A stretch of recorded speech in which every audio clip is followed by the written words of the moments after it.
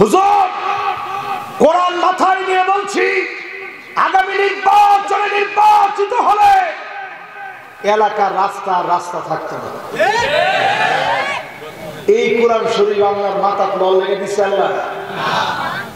এই কোরআন নিয়ে কসম করা হারাম। জোরে কোন কি? এদিকে দেখবেন সুরেরা ঠিকই বুঝে। সুর দেখবেন চুরি করার পরে ভাই কোরআন শরীফটা দিয়ে আমি কোরআনটা ধরে রাখি। কোরআনটা মাথা ধরে মনে মনে কয় আল্লাহ আমি আপনার গোলাম, মসজিদ আপনার ঘর, গোলাম হয়ে আল্লাহ মসজিদের ফ্যানটা নিয়েছি, মাফ করে দেয়। এই মাথা কোরআন শরীফ লল লেগে আল্লাহ দিয়েছে। এই কোরআন আল্লাহ দিয়েছে চুলের গোড়া থেকে নিয়ে পায়ের তালু পর্যন্ত পরিবর্তন হবে। পার্লামেন্টে কোরআন যাবে, বিচারালয় কোরআন দিয়ে চলবে। ঠিক কিনা বলে? ঠিকের আওয়াজ কমে গেছে, এখন আরো কমছে। এখন আমি দেখতেছি সামনের লোকেরা ছোট ছোট বাচ্চারা ঠিক করছে না বুঝছে। যারা আসল লোক, যাদেরকে দিয়ে কোরআন পার্লামেন্টে যেতে পারে, অধিকাংশ লোক দাড়ি টুপি থাকার পরও একটু জোরে কম। এই কোরআন দিয়ে রাষ্ট্র চলবে। আল্লাহ পাক এটাকে সুন্নাত বানায় নাই, মুস্তাহাব বানায় নাই, বরং এই কোরআন দিয়ে রাষ্ট্র চলবে যিনি ফরজ বানায় দিয়েছেন তিনি কে? হুজুর 100 বছর চেষ্টা করেও পারছি না। হুজুর আমার কি গতি হলো? আস-সা'য়ু মিন্না ওয়াল ইতমামু মিনাল্লাহ। চেষ্টা আপনি করলেন, ক্ষমতায় আপনি গেলেন কি না গেলেন, পারলেন কি না পারলেন, চেষ্টার কারণে যিনি মাফ করে দিবেন তিনি কে? বদরেও সাহাবীরা জয়ী হয়েছেন বাহ্যিক দৃষ্টিকোণে। উহুদের প্রান্তে 70 জন শহীদ হয়েছে, তারপরেও যিনি বিজয়ী বানায় দিয়েছেন বাহ্যিক দৃষ্টিকোণে পরাজিত হল। মূলত অর্থে উহুদের প্রান্তেও যিনি মুসলমানদেরকে বিজয় দিয়েছেন তিনি কে?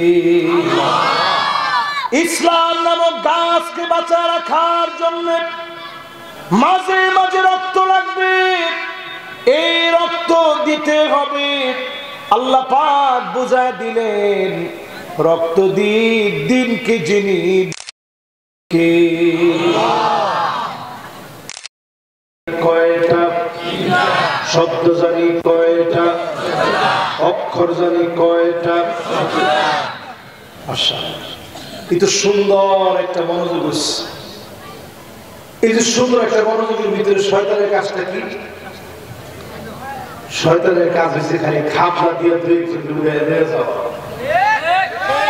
আমি খালি দেখি শয়তানের কাজে কে কে আছে।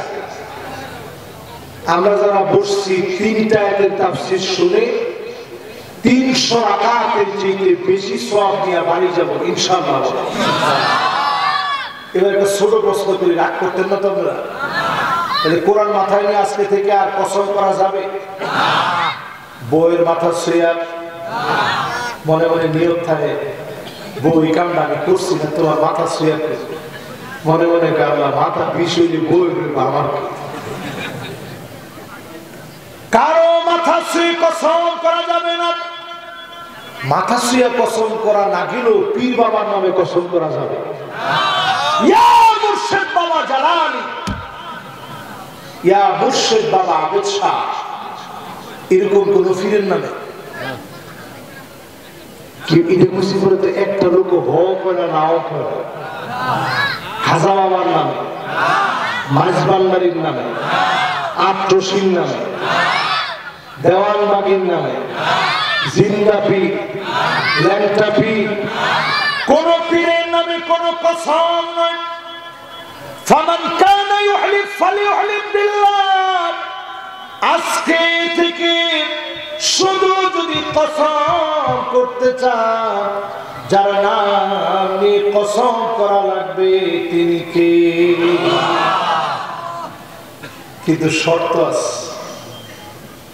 আল্লাহর নামে কসম করলেন, ওয়াল্লাহি বিল্লাহি তাল্লাহি বলে মিছা কথা কইবে। এরকম লোক আছে না? আছে। লা ইউকাল্লিমুহুমুল্লাহু ওয়া লা ইউযাক্কিহিম ওয়া লা ইয়ানজুরু ইলাইহিম। ওই লোকের দিকে আল্লাহ তাকাবেন না, কথা বলবেন না, দয়া দেখাবেন না।